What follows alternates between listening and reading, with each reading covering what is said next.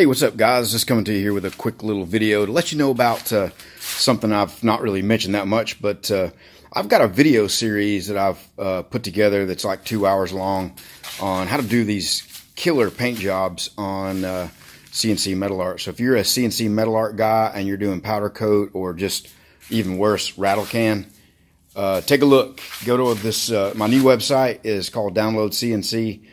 And like I said, 2 hours of footage. It goes through candy paint jobs, regular paint jobs, paint gun setup, spraying technique, everything. It's broken down, I think, into like 10 or 12 videos, something like that.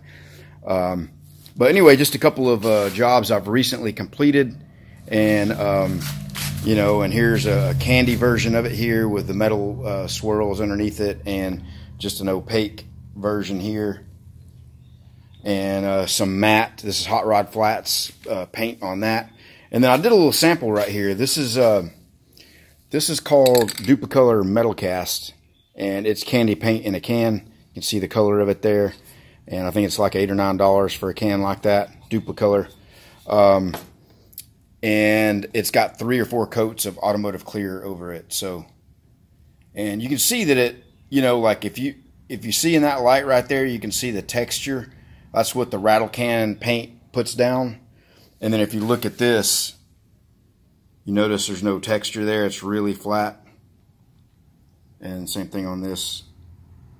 Well, that's not glossy, but you get the idea.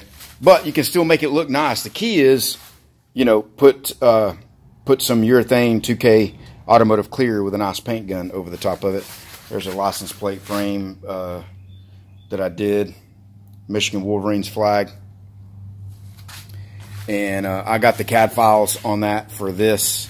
So I'm starting to collect and organize all my CAD files and make those available for download for anywhere from $5 to $20, depending on what it is.